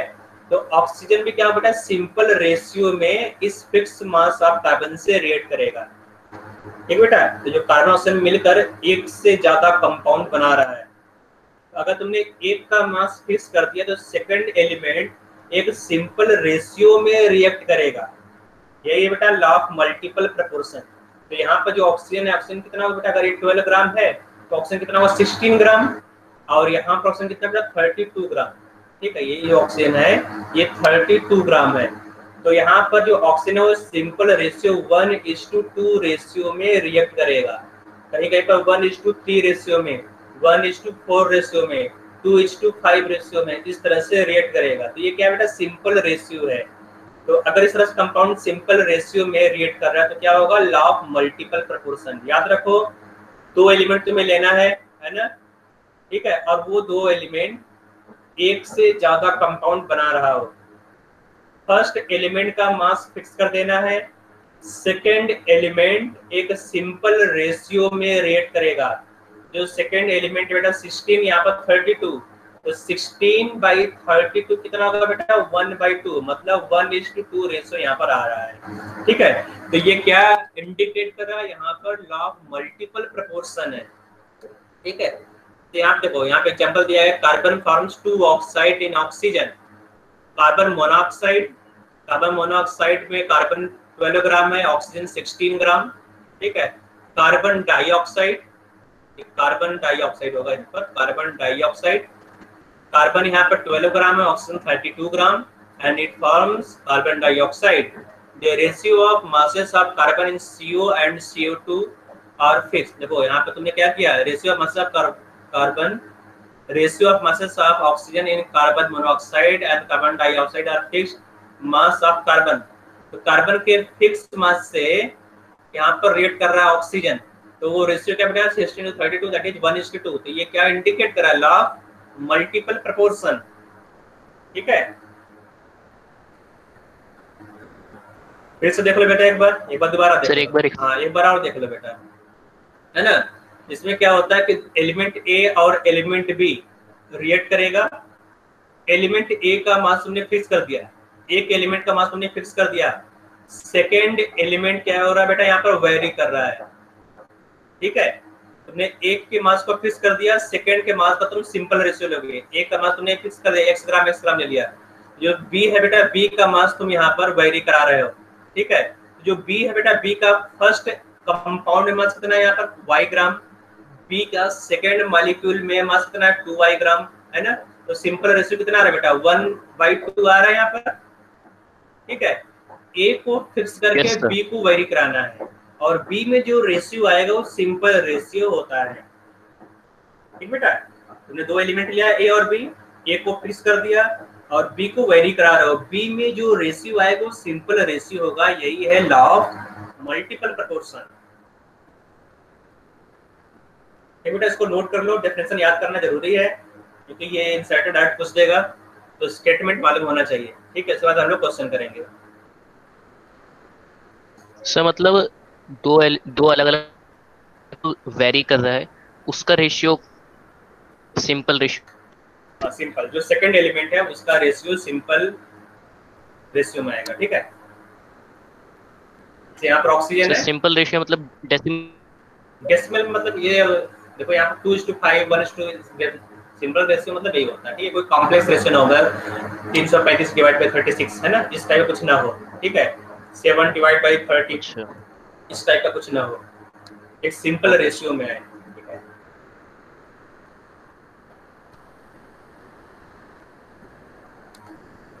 ओके बेटा, कुछ क्वेश्चन कर लेते हैं इस पर।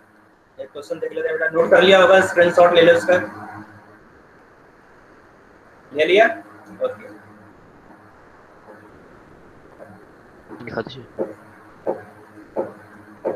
क्वेश्चन कर लेते हैं।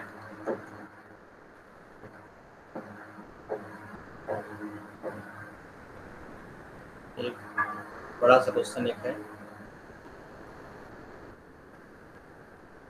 which of the following statements illustrate the law of multiple proportion, ठीक है। तो यहाँ पे बताना है कौन सा लॉ ऑफ मल्टीपल प्रोपोर्शन है। Number 1, the element forms 2 oxide, मालूम होता है बेटा, दो कंपाउंड बनाना चाहिए।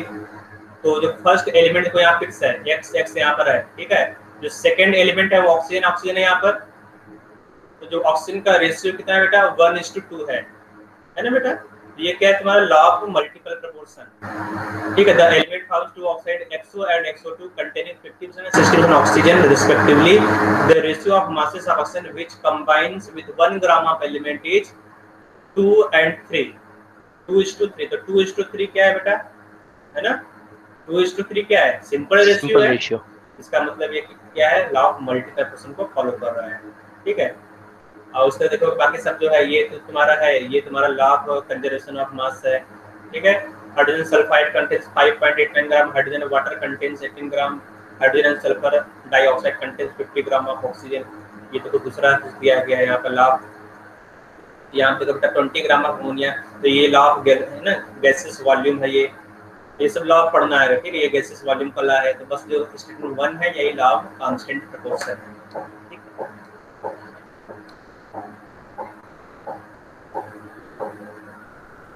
तो बेटा तो आगे चलते हैं, एक और क्वेश्चन कर लेते हैं। यहाँ पे जो क्वेश्चन दिया गया है बस ये डिफिकल्ट क्वेश्चन है। Carbon is found to have 2 oxide. तो मैं इसको थोड़ा सा जूम करके यहाँ पर ला रहा हूँ दूसरे स्क्रीन पर,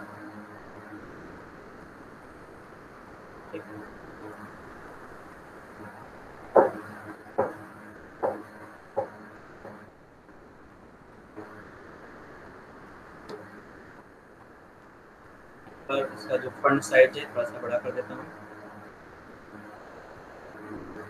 okay, carbon is found to form 2 oxide which contains 42.9% and 27.3% of carbon respectively, so that these figures illustrate the law of multiple proportion, ठीक है। तो जो कार्बन है, कार्बन के 2 ऑक्साइड है, कार्बन का 2 ऑक्साइड है ना। तो ऑक्साइड नंबर 1 यहाँ पर है, ऑक्साइड 1, और यहाँ पे क्या बेटा ऑक्साइड 2, ठीक है। 2 ऑक्साइड है। तो अब ये दोनों ऑक्साइड बेटा, इसमें कार्बन का मास दिया गया है, मास परसेंटेज, ठीक है।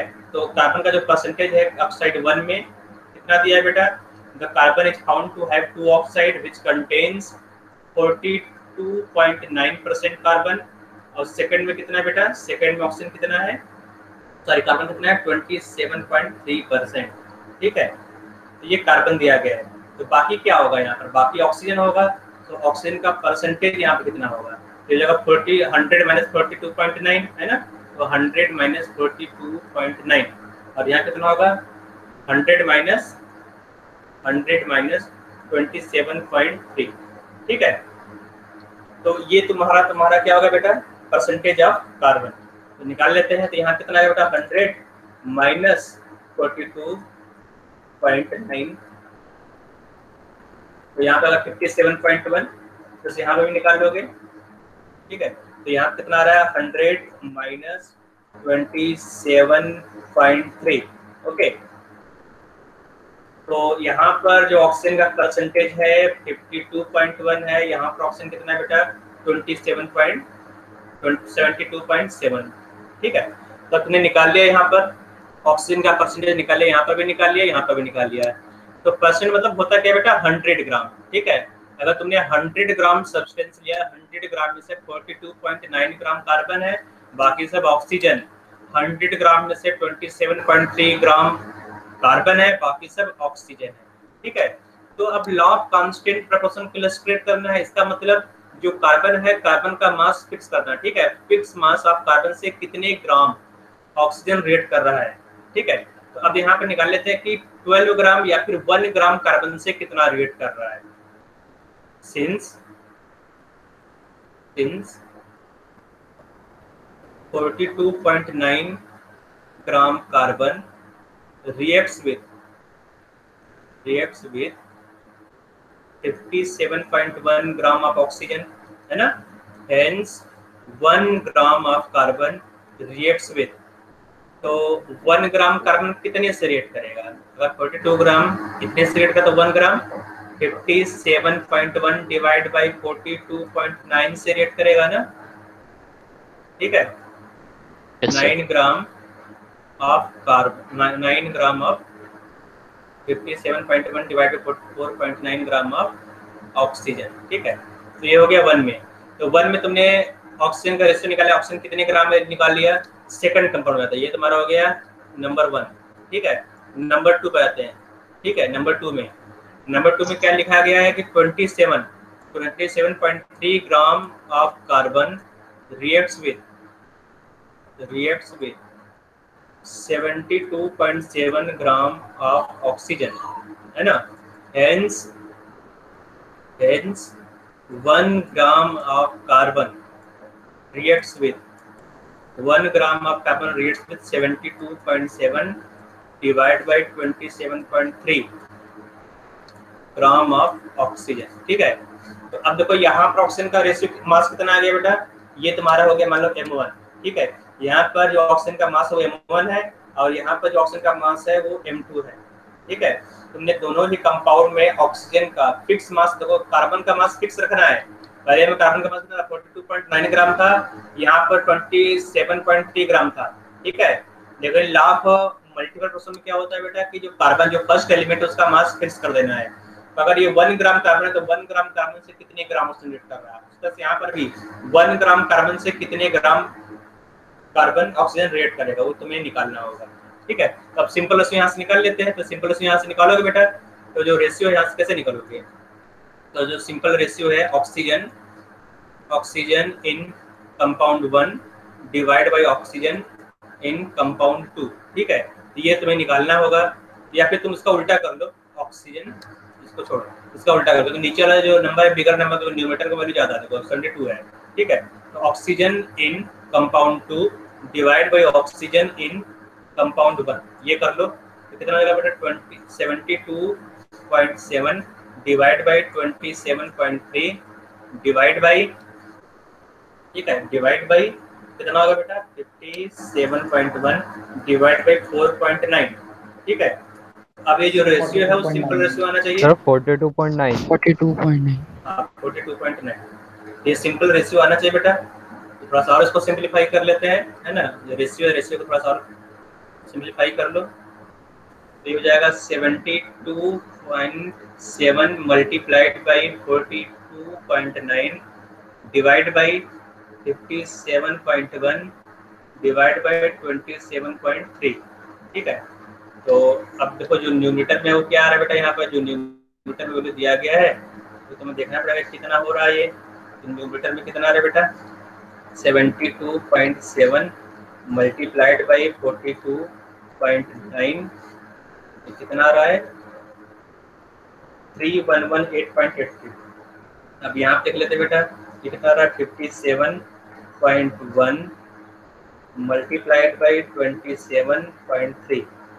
ठीक है, ये कितना आ रहा है बेटा, कितना आ रहा है। अब दोनों का अगर रेशियो देखोगे तो ये 2:1 रेशियो है। ठीक है, तो रेशियो देख लो यहाँ पर, तो ये रेशियो आ रहा है यहाँ पर 3118.83 डिवाइड बाई 155.8.83। ठीक है, तो ये जो रेशियो देखो 2:1 रेशियो आ रहा है बेटा, सिंपल रेशियो। ठीक है बेटा, यहाँ पे जो रेशियो आ रहा है, ये जो रेशियो थोड़ा सिंपलीफाई करोगे तो ये अप्रॉक्सीमेटली 2:1 आ रहा है। इसका मतलब जो ऑक्सीजन है बेटा वो 2:1 रेशियो में रेट कर रहा है, तो ये लॉ ऑफ मल्टीपल प्रोपोर्शन को फॉलो कर रहा है। ठीक है सर, हाँ बेटा बोलो। सर ये 1:2 क्यों नहीं हो सकता, मतलब अगर कंपाउंड 1 2 मैंने इस कैलकुलेशन को सही करने के लिए किया, क्योंकि अगर देखो 1:2 करोगे तो 0.5 आ जाएगा। ठीक है, तो फिर तुम्हें वही करना पड़ेगा, इसलिए मैंने जो बिगर नंबर्स को न्यूमरेटर कर दिया और जो स्मॉलर नंबर्स को डिनोमिनेटर कर दिया, ताकि जो कैलकुलेटर है थोड़ा उसको इजीली कैलकुलेट कर पाए। ठीक है बेटा, क्योंकि यहाँ जो कैलकुलेटर है फ्रैक्शन आ जाएगा ना, अगर तुम उसका उल्टा करोगे 1/2 तो फ्रैक्शन आ जाएगा। ठीक है,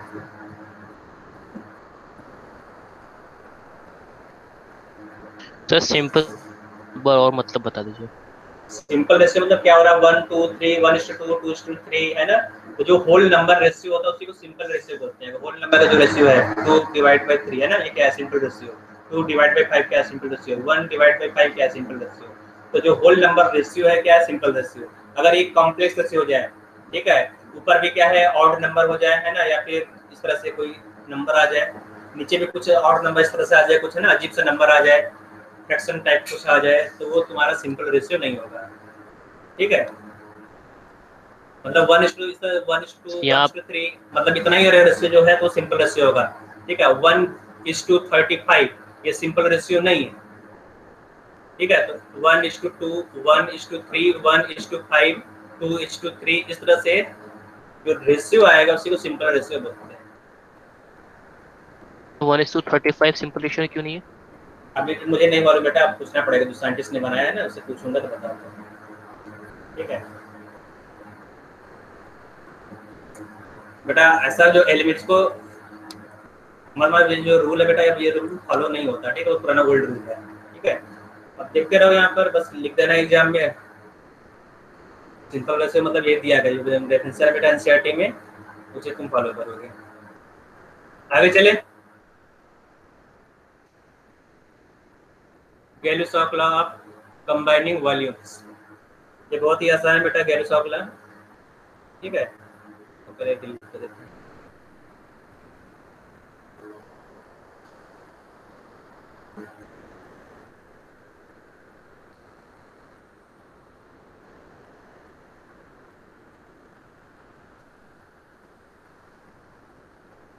okay, Gay Lussac law of combining volume. तो अगर गैसियस रिएक्टेंट गैसियस प्रोडक्ट बना रहा है, ठीक है, जैसे आप देखो H2Cl2 gives twice HCl, तो हाइड्रोजन भी क्या है, गैस है, क्लोरीन भी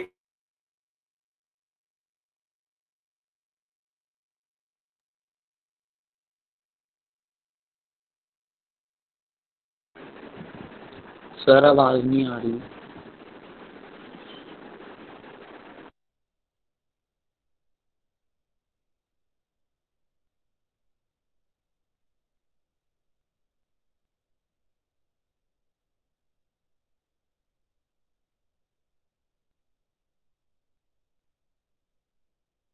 रेसिप्रोकल हो गए।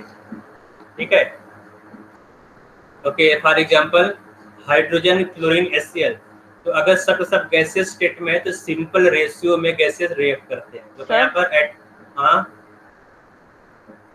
बोलो सर, एक बार दोबारा से समझा दीजिए। बेटा, दोबारा भी आया, अभी समझाइए कहाँ बेटा, दोबारा देख लो यहाँ पर, अभी बता ही रहा हूँ बेटा, है ना। ओके, तो यहाँ देखो, तो जो स्टेटमेंट दिया गया है, at given temperature and pressure the volume of all gaseous reactant and product bear a simple ratio, ये तुम्हारा स्टेटमेंट है। ठीक है, at constant temperature and pressure the volume of all gaseous reactant product bear a simple ratio, मतलब कि अगर A in gaseous state, P in gaseous state, C in gaseous state react करके D in gaseous state plus E in gaseous state बना रहा है, तो इन सब में एक सिंपल रेशियो होगा, है ना। तो यहाँ पर जो रेशियो आएगा 1, 1, 2, 3, 1, इस तरह से एक सिंपल रेशियो आएगा, 1:2:2, है ना, इस तरह से एक सिंपल रेशियो आएगा। जो भी गैस बेटा, गैस एक सिंपल रेशियो में कंबाइन करते हैं। ठीक है, तो यहाँ पे एक सिंपल रेशियो आएगा इन सब का, तो यही बेटा लॉ ऑफ गैसियस वॉल्यूम या फिर गैलिस-लॉ ऑफ कंबाइनिंग वॉल्यूम, इसी को बोलते हैं। ठीक है, तो तुम दो गैस ले रहे हो बेटा, गैस A और gas B, gas A gas B मिलकर गैस C बना रहा है। ठीक है, तो गैस A का वॉल्यूम क्या है, X है, इसका वॉल्यूम Y, इसका वॉल्यूम Z है, तो X:Y:Z क्या होगा बेटा, सिंपल रेशियो होगा, सिंपल रेशियो। ठीक है, समझ में आ रहा है बेटा कि अगर गैस रिएक्ट करते हैं तो गैस रिएक्ट करने के बाद सिंपल रेशियो में, गैस हमेशा सिंपल रेशियो में रिएक्ट करेंगे। याद रखो, ये सब गैस स्टेट में होना चाहिए, जितने भी A B C D यहाँ पर रिएक्ट कर रहे हैं ना, यहाँ देखो A क्या गैस स्टेट में, B भी गैस स्टेट में और C भी क्या है, गैसीय स्टेट में है। जितने भी रिएक्टेंट और प्रोडक्ट है वो गैसीय स्टेट में होना चाहिए। अगर कोई एक सॉलिड हो गया बेटा तो वहाँ पर सिंपल रेशियो का फंडा नहीं चलेगा। ठीक है, तो अब यहाँ पे देखो जो एग्जाम्पल दिया गया है ना, H2 + Cl2 gives HCl, HCl भी गैसियस, देखो यहाँ पे जो सबस्क्रिप्ट लिखा हुआ ब्रैकेट में G मतलब गैसियस स्टेट, तो 1:1:2 रेशियो में रिएक्ट कर रहा है। उसके यहाँ देखो SO2, तो सल्फर डाइऑक्साइड क्या है, गैस है, ऑक्सीजन भी गैस है, सल्फर ट्राइऑक्साइड बन रहा है, ये भी गैस स्टेट में है, 2:1:2। जैसे अमोनिया ब्रेक होकर नाइट्रोजन और हाइड्रोजन दे रहा है, तो 2:1:3 रेशियो आ रहा है। उसी तरह से अमोनिया HCl से रेट करके अमोनियम क्लोराइड वेपर दे रहा है, तो यहाँ पर क्या है बेटा 1:1:1 रेशियो आ रहा है। ये सब सिंपल रेशियो है, ठीक है बेटा। एक क्वेश्चन देख लेते हैं इसका रिलेटेड, एक क्वेश्चन देख लेते हैं।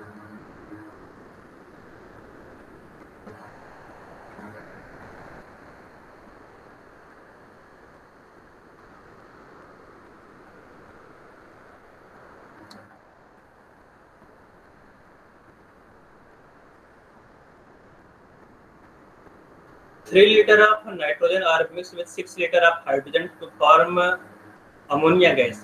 What volume of ammonia gas can be produced if all volume are measured under same condition? ठीक है, तो अभी आप देखो नाइट्रोजन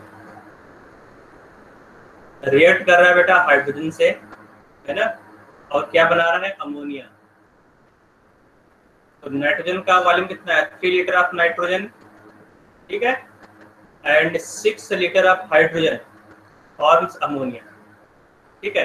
तो अब जब लॉ ऑफ गैसेस वॉल्यूम देखा तुमने यहाँ पर 1 मोल या फिर 1 वॉल्यूम है ना, यहाँ पर जितने लिखा है देखो यहाँ पर N2 plus twice H2 gives twice ammonia, मतलब 3 volume of hydrogen 1 volume of nitrogen gives 2 volume of ammonia, है ना। तो वही यहाँ पर हम लोग यूज करेंगे, ठीक है।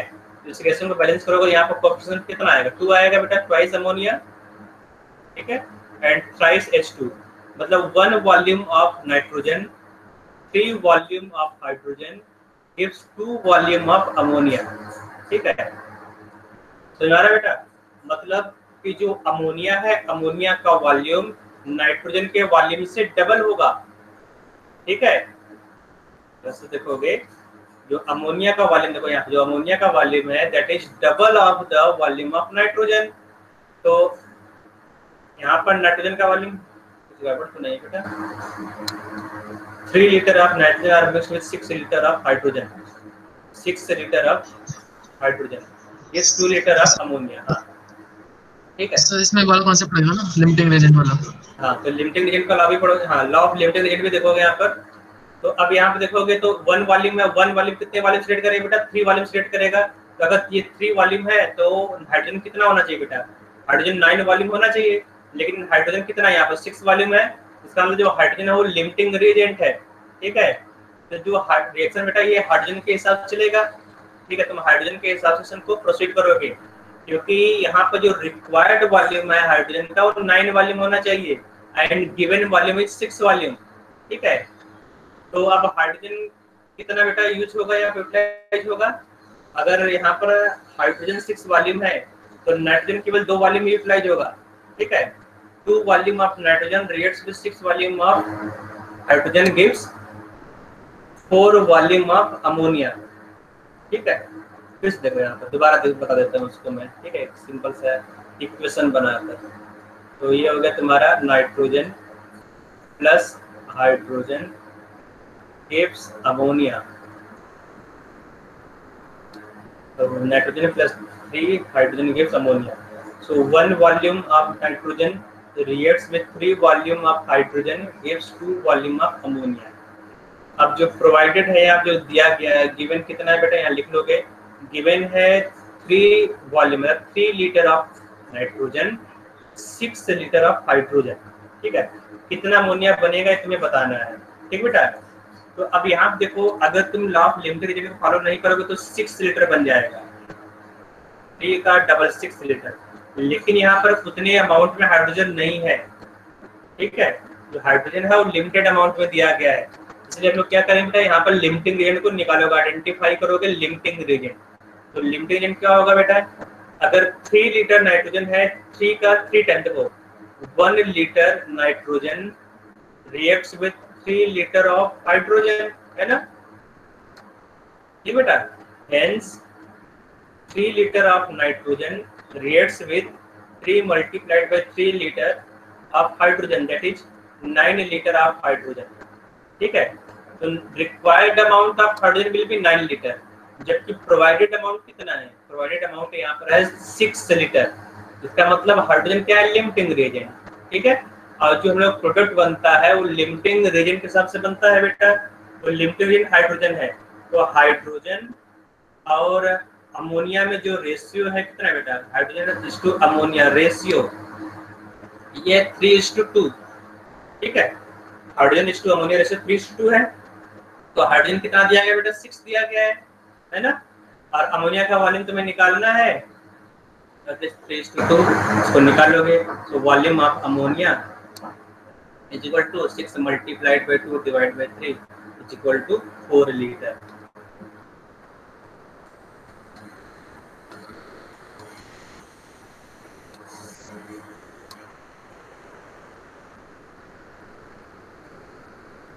नोट कर लो बेटा इसको, फिर आगे देख लेते हैं इसको, आगे तो बहुत ही आसान चीजें हैं।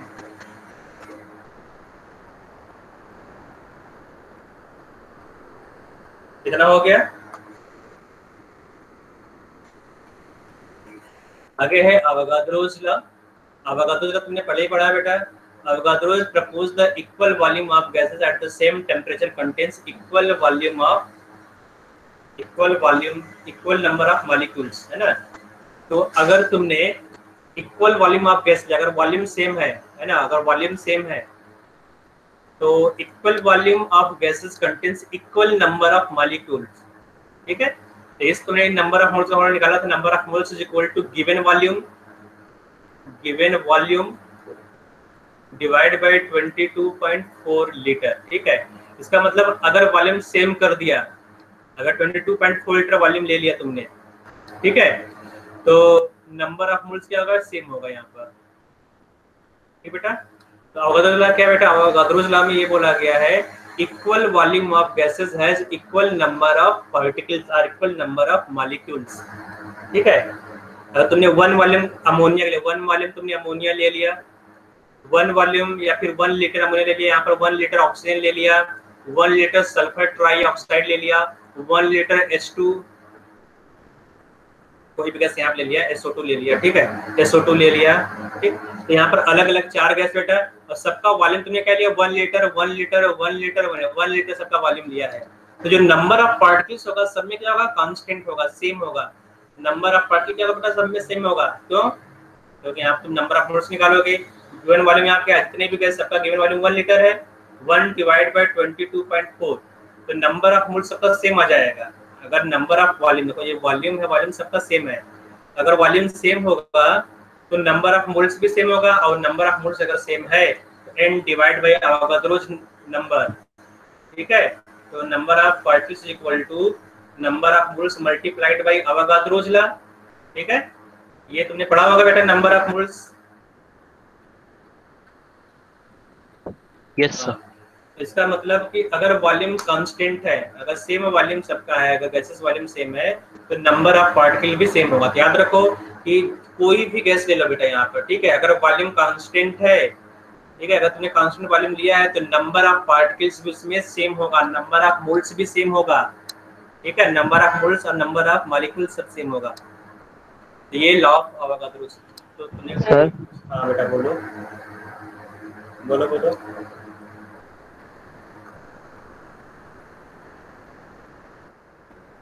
पता नहीं यार बेटा, बोलो। हेलो सर इसमें पार्टिकल का साइज तो कंसीडर करेंगे ना? नहीं, पार्टिकल साइज में नहीं होता बेटा, साइज बेटा नंबर ऑफ पार्टिकल में साइज नहीं आता है, ठीक है। चाहे तुम स्मॉलेस्ट मॉलिक्यूल ले लो, हाइड्रोजन ले लो यहाँ पर, ठीक है, तुमने हाइड्रोजन ले लिया, तुम बात करो हाइड्रोजन की, हाइड्रोजन तो छोटा मॉलिक्यूल, हाइड्रोजन बात कर लो यहाँ पर, हाइड्रोजन ले लो यहाँ पर। और चाहे तुम यहाँ पर ले लो आयोडीन वेपर, आयोडीन का साइज बहुत बड़ा होता है, आयोडीन ले लो, चाहे और बड़ा मॉलिक्यूल ले लो यहाँ पर, ठीक है, यहाँ पर ले लो SO3, ठीक है, यहाँ पे 4 एटम, यहाँ पे देखो 3 ऑक्सीजन का 1 सल्फर का है, तो बहुत बड़ा मॉलिक्यूल, यहाँ पर साइज बहुत बड़ा हो जाएगा। यहाँ साइज बहुत छोटा है, इससे छोटा ले लो बेटा हीलियम, हीलियम एटम ले लो यहाँ पर, हीलियम में कैसे एटम होता है, ठीक है। तो इन सब का बेटा साइज अलग अलग है, लेकिन अगर वॉल्यूम तूने 1 लीटर 1 लीटर 1 लीटर लिया, वॉल्यूम अगर सेम लिया है तो जो नंबर ऑफ पार्टिकल है सेम आएगा, ठीक है। Okay sir. ओके, तो तुम्हें कंफ्यूजन होगा कि volume of gas, volume of gas मतलब कि तुमने जो गैस है बेटा, गैस πr³ है ना, ये वाला वॉल्यूम नहीं है, 4/3 πr³। जो गैस मॉलिक्यूल स्फेरिकल शेप होगा उसका रेडियस तुमने r निकाल लिया, तो जो वॉल्यूम होगा 4/3 πr³ है ना। ये गैस का वॉल्यूम नहीं होता, पता है कि नहीं बेटा तुम्हें? गैस का वॉल्यूम होता क्या है? गैस का वॉल्यूम होता है बेटा volume occupied by the gases molecule. जिस कंटेनर में गैस को रखोगे उस कंटेनर का जो वॉल्यूम होता है बेटा वही होता है गैसेस वॉल्यूम। यस सर, पता समझ आ रहा है बेटा? Yes sir. हाँ, तो अब साइज का कोई मैटर नहीं यहाँ पर है। तूने बड़ा सा मॉलिक्यूल ले लिया सेम कंटेनर, चाहे छोटा सा मॉलिक्यूल ले सेम कंटेनर में, इससे फर्क नहीं पड़ेगा। Okay sir. ओके, आगे बेटा Dalton's law of atomic theory, तुमने क्लास 9 में पढ़ा था डाल्टन्स लॉ, है ना? याद आ रहा है क्लास 9 वाला? Yes sir. उसको यहाँ पर इसको फिर से देखना है, ठीक है? तो Dalton's law of atomic theory क्या है? जो स्टेटमेंट है वो स्टेटमेंट एग्जाम में लिखना पड़ेगा, ठीक है? तो जो 4-5 आगे के जो 3 स्टेटमेंट तो पूरा पूरा याद होना चाहिए, फिर बाकी 3 याद है चाहे ना याद हो, ठीक है? वो क्वेश्चन के साथ लिखोगे। अगर क्वेश्चन 3 मार्क्स का आ रहा है एनसीईआरटी में, ठीक है, तो पूरा लिखना पड़ेगा। अगर 5 मार्क्स क्वेश्चन आ रहा है, पूरा कंप्लीट क्वेश्चन आ रहा है, तो यहाँ पर लिमिटेशंस भी लिखना पड़ेगा, Dalton atomic theory plus limitation, ठीक है? तो डाल्टन एटॉमिक थ्योरी क्या होता है बेटा? Matter is made up of extremely small individual particle called atoms, ठीक है? जो मैटर है वो छोटे छोटे पार्टिकल से बना होता है। उन छोटे पार्टिकल से क्या बोलते हो? एटम, ठीक है? Atom of same substance are identical in all respect, they possess same size, shape, mass, chemical property. तो डॉक्टर से क्या बोला है कि जितने भी सब्सटेंस है उसका एटम, जो एटम होगा उस एटम का शेप, साइज, मास और केमिकल प्रॉपर्टी क्या होगा? सेम होगा, आइडेंटिकल होगा, ठीक है? अगर एक टाइप का एलिमेंट तुमने यहाँ पे लिया सोडियम, ने क्या लिया बेटा? यहाँ पर सोडियम ले लिया, ठीक है? तो सोडियम के जितने भी पार्टिकल होंगे, है ना, उसमें सोडियम के जो पार्टिकल होगा उसका केमिकल नेचर सेम होगा, ठीक बेटा? जितने भी पार्टिकल सोडियम का होगा उसका साइज, उसका शेप, उसका केमिकल नेचर सब सेम होगा, ठीक बेटा? ये बोला गया, ये डाल्टन से बताया। थर्ड देखो यहाँ पर, atom of different substance are different, मतलब एक तुमने सोडियम का एटम ले लिया, दूसरा तुमने ऑक्सीजन का एटम ले लिया, तो सोडियम का एटम और ऑक्सीजन का एटम दोनों इक्वल नहीं होगा, आइडेंटिकल नहीं होगा, अलग अलग होगा। सोडियम में जो नंबर ऑफ पार्टिकल, जो साइज होगा अलग होगा, ऑक्सीजन का जो साइज है, वॉल्यूम है, जो केमिकल नेचर है वो अलग होगा, ठीक है? आगे देखो next property, atom is the smallest particle that takes part in chemical reaction, ठीक है? तो एटम बेटा स्मॉलेस्ट पार्टिकल होता है जो रिएक्शन में पार्टिसिपेट करेगा, ये बोला बेटा डाल्टन्स ने।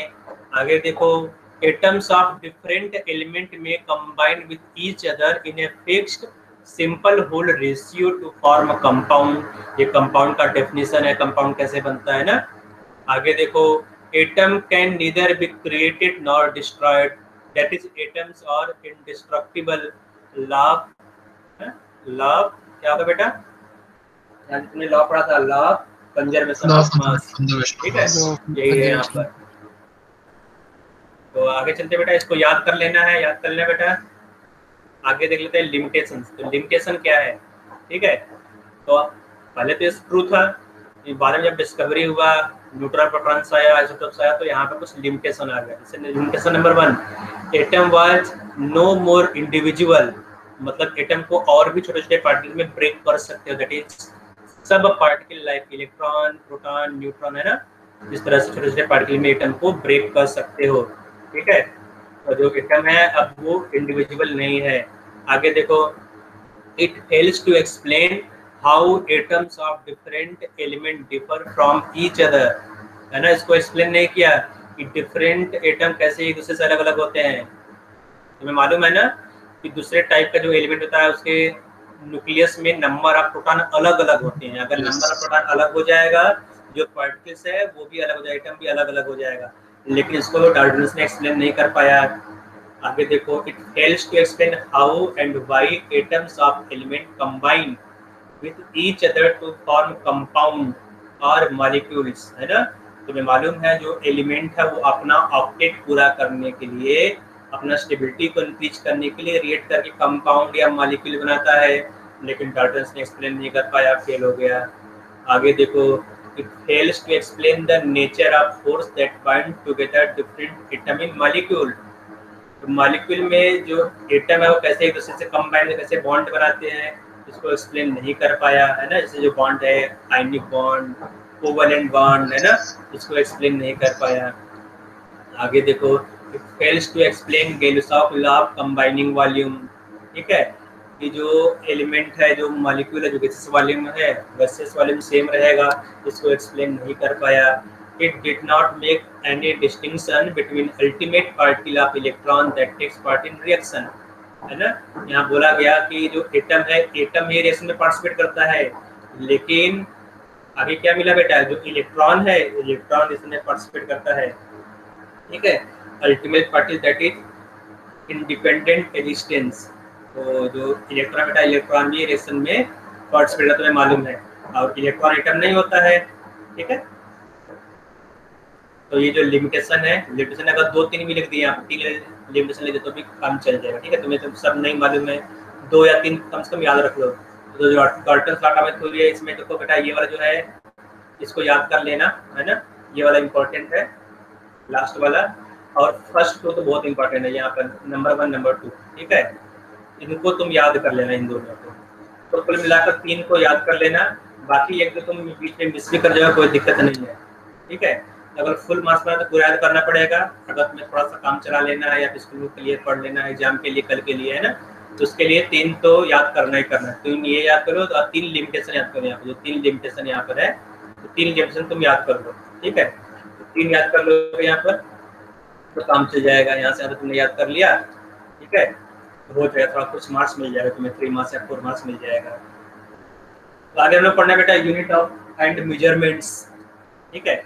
यूनिट एंड मेजरमेंट्स तुम्हें पढ़ना है, फंडामेंटल यूनिट्स, डेराइव यूनिट, और आगे पढ़ना हमने अनसर्टेनिटी इन मेजरमेंट्स में सिग्निफिकेंट फिगर और राउंडिंग ऑफ नंबर। तो यहाँ से तुम्हारा सिलेबस है, ठीक है। तो अब यूनिट्स और मेजरमेंट्स में जो फंडामेंटल यूनिट तुम्हें मालूम है, मास, किलोग्राम, ये तुमने फिजिक्स में पढ़ा होगा या क्लास 9 में पढ़ा होगा फिजिक्स में, याद है कि नहीं बेटा तुम लोगों ने? हाँ, वही सब है। तो मास, किलोग्राम, लेंथ, है ना, ये सब है। डेराइव यूनिट क्या बेटा, इन यूनिट को मिलाकर कोई दूसरा यूनिट बना तो उसको डेराइव यूनिट बोलते हैं। जैसे फोर्स का यूनिट है ना, वेलोसिटी, एरिया, वॉल्यूम, डेंसिटी, ये सब क्या है, डेराइव्ड यूनिट। इन सबको कंबाइन करके यूनिट बनता है, उसको डेराइव्ड यूनिट बोलते हैं। इसका सिंबल यहाँ पर दिया गया है, ठीक है। फिर आगे अनसर्टेनिटी इन मेजरमेंट्स, तो हमने जो मेजरमेंट करते हैं उसमें कुछ ना कुछ अनसर्टेनिटी होता है, ठीक है। और अगर कोई चीज़ दिया गया तुम्हें एग्जाम में, तो उसको साइंटिफिक नोटेशन लिखते हैं। आप देखो साइंटिफिक नोटेशन क्या होता है ना। अगर किसी कोई चीज़ दिया गया, जैसे 1.000 दिया गया, ठीक है, या इस तरह गया 10,000 दिया गया हो, ठीक है, और इसको साइंटिफिक नोटेशन में अगर तुम्हें लिखना है, तो अब देखो बेटा, ये जो तुम्हारा है, ये साइंटिफिक नोटेशन नहीं है। दोनों साइंटिफिक नोटेशन क्या होता है, y इंटू 10 पावर प्लस या माइनस y, ये जो नोटेशन होता है इसको साइंटिफिक नोटेशन बोलते हैं। अगर यहाँ पर 10,000 को तुम्हें साइंटिफिक नोटेशन में लिखना है, तो कैसे लिखना पड़ेगा, 10 कैसे लिखोगे, 1.0, थोड़ा कितने सिग्निफिकेंट फिगर है यहाँ पर, 1 2 3 4, तो यहाँ पर total number of significant figure तुम्हें लिखना पड़ेगा 1 2 3 4, ठीक है। 4 सिग्निफिकेंट फिगर हो गया, और बाकी इसको इक्वेट करने के लिए क्या करोगे बेटा, इसके ऊपर तुम क्या लगा दोगे, 10 के पावर, है ना, इंटू 10 पावर 4, तो क्या जगह साइंटिफिक फिगर हो जाएगा। इस तरह से यहाँ पर हो गया 69.27, ठीक है। ये भी साइंटिफिक नोटेशन में नहीं है, इसको साइंटिफिक नोटेशन कैसे लिखोगे, अगर इसका साइंटिफिक नोटेशन लिखना हो तो यहाँ पर 2 सिग्निफिकेंट फिगर देखो, यहाँ पर 27, ठीक है, डेसिमल के बाद। तो यहाँ पर टोटल सिग्निफिकेंट फिगर कितना हो जाएगा, 1 2 3 4, तो 6.927। टोटल सिग्निफिकेंट फिगर कितना हो गया बेटा, 1 2 3 4, 4 सिग्निफिकेंट फिगर हो गया, इंटू 10 पावर कितना होगा बेटा, 1, है ना। हाँ, उसी तरह से जितने भी नंबर है सबको इस तरह से साइंटिफिक फिगर में कन्वर्ट करना चाहिए, 0.00097, ठीक है। अब इसको साइंटिफिक नोटेशन में कन्वर्ट करना है, तो कैसे करोगे, तो यहाँ पे कितने सिग्निफिकेंट फिगर, केवल 2 सिग्निफिकेंट फिगर, 9 और 7, ठीक है, 2 सिग्निफिकेंट फिगर है, तो 9.7 हो जाएगा, ठीक है। तो 2 सिग्निफिकेंट फिगर आ गया, इंटू 10 पावर 1 2 3 4 5 6, ठीक है, 1 2 3 4 5, तो 10 पावर -5 हो जाएगा, -6 होगा या 5 होगा, 1 2 3 4 5 होगा ना बेटा, 5 देख लेना। हाँ, तो ये तुम्हारा हो गया सिग्निफिकेंट साइंटिफिक नोटेशन, अगर कोई नंबर दिया गया उसको इस तरह से साइंटिफिक नोटेशन में कन्वर्ट करने आ जाएगा बेटा। एग्जाम में अगर देगा convert this number two scientific figure, कर लोगे? Sir Yes. 10 to the power -6 आना चाहिए।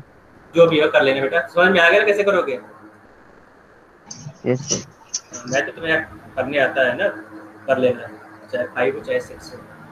एक्सक्यूज मी सर, बच्चों के लिए एक अनाउंसमेंट करना था कि बच्चों का मैंने है ना शेड्यूल इनके यहाँ पे टेक्स्ट मैसेज में डाल दिया है, तो बच्चे हाँ। अपना चेक कर लेंगे। तो साथ में कल भी बच्चों की क्लासेस रहेगी सर, ये 4 से 5:30। ओके, तो सुनिए बेटा बेटा, सभी अपना ये शेड्यूल देख लीजिएगा और टेस्ट का आपको इसमें टेक्स्ट मैसेज में चेक कर लीजिएगा। सबने सुन लिया बेटा? Thank you sir. तो एक यहाँ पे देखते हैं साइंटिफिक फिगर क्या होता है, देख लो। Scientific figure, all non zero digits are significant, for example 285 centimetre. बेटा सिग्निफिकेंट में तुमने फिजिक्स पढ़ा था कि नहीं? सुन रहे हो? यस सर, पढ़ा हुआ है। इसको देख लो, यहाँ पढ़ा पर हुआ है। यहाँ पर जो लिखा गया उसको एक बार देख लो, उसको नोट कर लेना। तो उसको आई थिंक बताने की जरूरत नहीं है, बेसिक चीजें हैं, स्कूल में भी अच्छे से डिटेल में बताया जाता है। सिग्निफिकेंट फिगर कैसे निकालोगे और राउंडिंग आप कैसे करोगे, ठीक है? तो इसका एक स्क्रीनशॉट ले लो, अगर समझ में ना आए तो मुझसे दोबारा पूछ लेना, ठीक है? तो ये तुम्हारे एनसीईआरटी से मैंने नोट किया, जो एनसीईआरटी का तुम्हारा बुक है उसी बुक में दिया गया है, विद एग्जांपल दिया गया है, ठीक है? इसको नोट कर लो, इसका स्क्रीनशॉट ले लो। और राउंडिंग, आप तुम नंबर कैसे राउंड ऑफ करते हो उसका भी कुछ रूल्स है, उस रूल को भी दिया गया है। तो ये भी एनसीईआरटी से मैंने उठाया बेटा, इसको भी नोट कर लो, ठीक है? तो एक लास्ट टॉपिक रह जाएगा तुम्हारा percentage of free oleum, percentage of free SO3 in oleum. इसको मैं नेक्स्ट क्लास में बता दूंगा। और नेक्स्ट क्लास में डीपीपी डिस्कशन होगा, जो टेस्ट होगा बेटा, टेस्ट पेपर डिस्कशन होगा। टेस्ट अगर हो जाता है तो क्लास बीच में नहीं लगता, तो टेस्ट पेपर डिस्कशन होगा। और जो नेक्स्ट टॉपिक है एटॉमिक स्ट्रक्चर, उसका इंट्रोडक्शन होगा, ठीक है? जितने भी डाउट है, डाउट को नेक्स्ट क्लास में क्लियर किया जाएगा। तो जितने भी डाउट बेटा, चाहे बुक का हो चाहे दूसरे बुक का